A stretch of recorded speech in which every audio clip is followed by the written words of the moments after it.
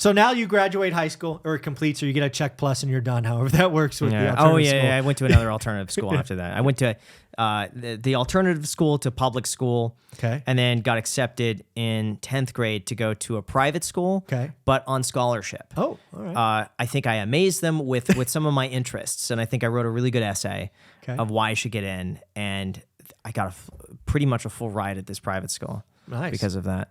Nice. So yeah, but it was a very alternative school as well. Okay. So it was like kind of like the childhood sort of class. I resonated better with that. So if I remember the story correctly from past hundreds of videos I've seen of yours, you did go to college for a minute. Wasn't for you. Is that fair? I can't quite remember. No, I wanted to go to Pepperdine. Okay. I wanted to go to Pepperdine, and that was the only college I wanted to go to, okay. and I was so set on going there. And the reason I picked that is because I thought the campus was really nice. And at the time, I really thought that like I had what it takes to get in because I could wow them with my skills. I didn't have like good grades. I think my SAT was horrible. Wow. But I just thought that I had what it would take, and they didn't accept me. Okay. And at that point, I was kind of scrambling to figure out what to do. And around that same time, I think it was like right before then when I found out Pepperdine denied me. Like our school kind of finished in February of the calendar year, but we didn't technically graduate until like May or June. So there's this weird like kind of in between where you didn't have to show up to classes, but like you're still kind of like enrolled as a student in high school. Mm-hmm. And I got a really brief job doing data entry at this precious metals firm.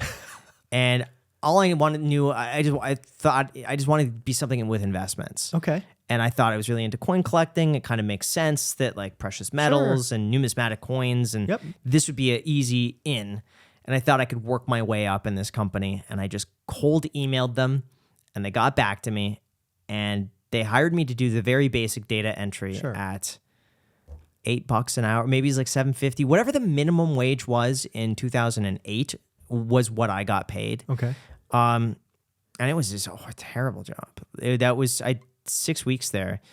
First day, I was so excited because you had to wear a suit to the office. All right, get that tie, or big like boy. a collared shirt. I thought like this is so neat that I get to dress up and go to work. Go to work. And I remember it was soul crushing. Like soul yeah, crushing. it really was. It was like it was all these stupid things. Like I wanted to wear headphones because you're just doing mind-numbing data entry. Like I'm getting these orders coming in, and I'm supposed to type in certain numbers onto the computer, like sales numbers, and they wouldn't allow me to listen to my iPod or the iPhone with music on it.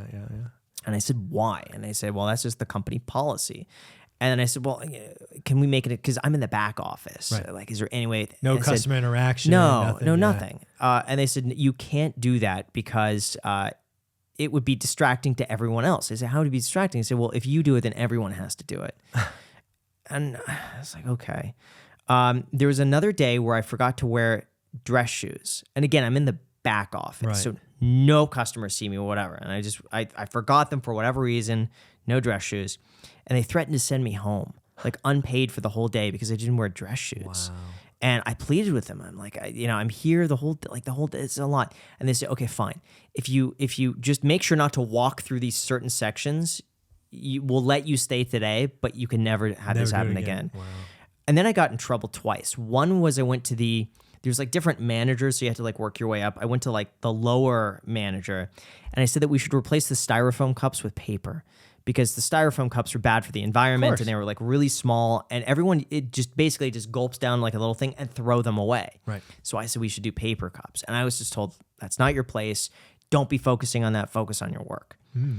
That was discouraging to me. Yeah. There was another one where I went up to the CEO of the company. This is like I had just started like a few days. And I walked, like his door was open. He was not on a phone call. He was like looking at a piece of paper, but not busy whatsoever. Okay. Had the TV on with, talking in the background. And I knocked, and I think his name was Michael. And I just knocked, and I said, hey, I just want to say hi. I want to introduce myself. My name's Graham. I just started. I just want to say I'm really excited to work here. Thank you so much for the opportunity. If there's anything that you need that I could do, like I'm here to help. It's a really nice one. Yeah. And I just want to introduce myself. It's great to meet you.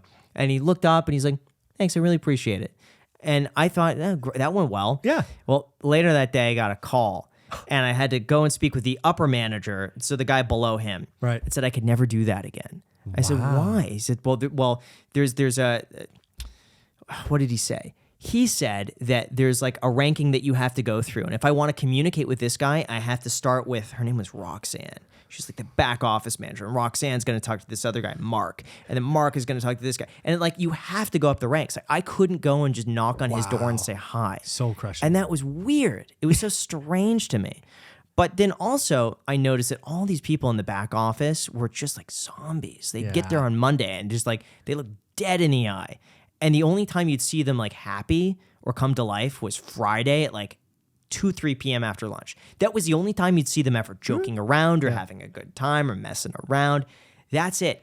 And then we also had, I think it was like once a month, it was like a casual day where you could like go and wear whatever you wanted to. I thought it's like a casual day. This is so, I just thought the whole thing was stupid.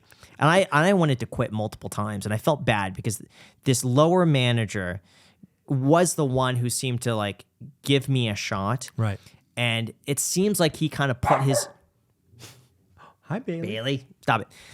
It seems like he kind of put his name hiring me, like as he's the decision on this one. So he really pressured me to stay. But I went to him a few times and said, hey, this isn't a good fit for me. Right. And I want to do... So I want to be in sales. And that's what I really wanted to be. I wanted to be an account executive. Okay. And he says, you can't be an account executive because you have no sales experience. And I said, well, I could learn the sales experience. Just tell me what to do and I'll do it. Like, that's what I really want to do. You can't do that. You don't have the sales experience. Don't worry. You stay here long enough, we'll be able to fit you in. But until you got to stick doing what you're doing. Pay your dues. Exactly. And then I went to him again for some other reason. And I said, hey, I just don't know if it's the right fit. And he gave me this story that made me feel so bad. He said, you remind me of this one guy who I know. And he's like, you're going to have these paths in life. And I'm going to tell you, he sat me down and he told me a story about this guy who, anytime he gets to a roadblock, instead of like working through it and going past it to get to like the other side, right, he'll stop, go sideways, and then try to go around it. And if he can't go around it, he ends up like turning back. And like, so he told me this example of this guy who would like get to a roadblock, stop, and then turn around. And another example of this guy who'd get to a roadblock and then like push through it. And he was like, which one are you? Are you going to be the guy who gets to a roadblock and like stops, or the one who has to, persevere through it? I'll tell you, there's another guy who like quit his job, and I told him he should stay and work through it, and he decided not to. Right. And he ended up coming back years later, begging for his job back because he got a divorce.